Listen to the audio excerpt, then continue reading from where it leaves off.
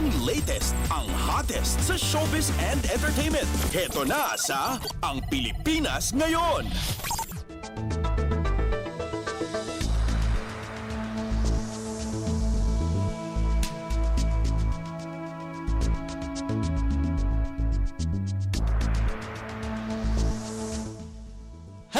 Hello! Magandang araw sa ating mga chismoso at chismosang nag-aabag ng mga trending na balita sa mundo ng showbiz. Ito na ang ratsyada ng mga chika.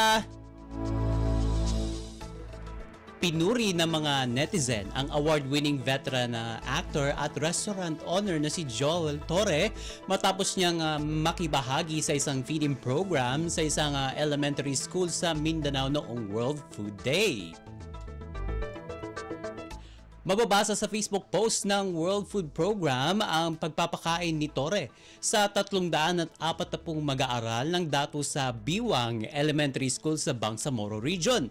Siya raw mismo ang nagluto, naghanda at nagbigay nito sa mga mag-aaral. At mababasa sa post ng WFO ang isinagawang pagpapakain ni Joel Torre sa mga kabataan sa isang paaralan noong nasabing World Food Day. Kabilang kasi ang dato sa Biwang Elementary School sa siyam na paaralan sa naturang rehiyon na nagpapatupad ng homegrown school feeding program na tutugon sa nutritional needs ng mga mag-aaral. Samantala, mababasa naman sa Facebook page ng resto ni Torre ang JT's Manukan ang pagtugon niya sa nabanggit o sa nabanggit na appreciation post ng WFP.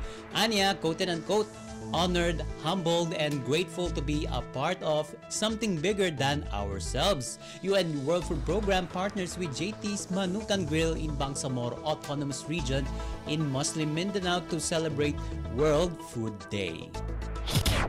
Ang latest, ang hottest sa showbiz and entertainment. Heto na sa Ang Pilipinas Ngayon.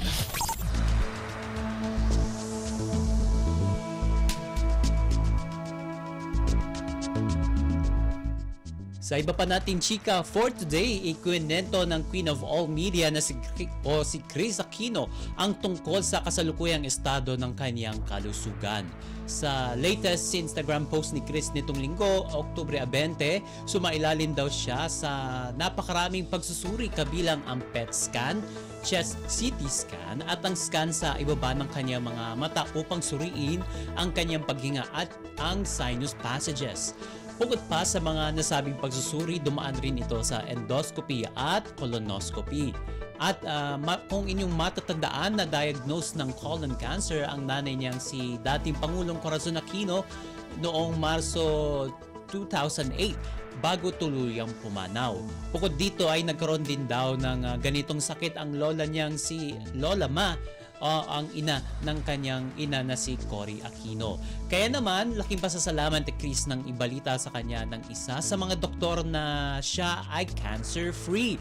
Maliban dito ay nabanggit din ni Kris na siya raw ay free na rin mula sa tuberculosis na nauna raw niyang kinatakutan.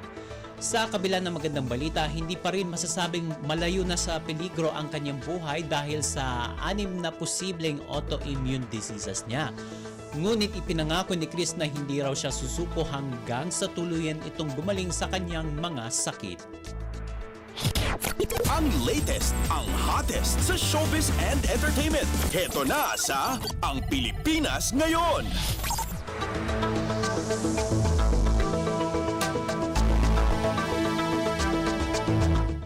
Sa uli natin chika for today, at kasalukuyang umanong nalilink ang batikang aktres na si Lorna Tolentino sa co-star niya sa Batang Quiapo na si Senator Lito Lapid.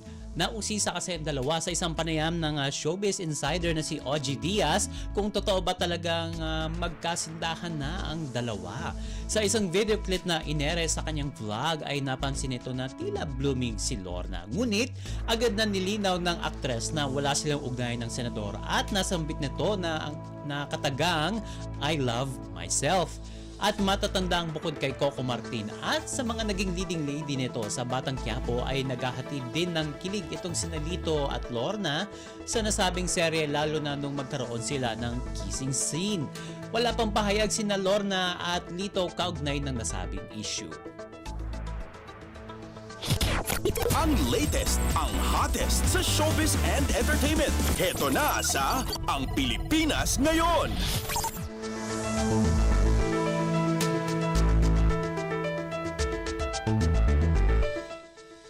And OMG, wala na tayong sapat na oras para sa ating balitang artista. Maraming salamat mga kachismis sa pakikinig sa aking mga chika for today. Ako po si Mama JT para sa Radyo Pilipinas World Service. Ang latest, ang hottest sa showbiz and entertainment. Heto na sa Ang Pilipinas Ngayon.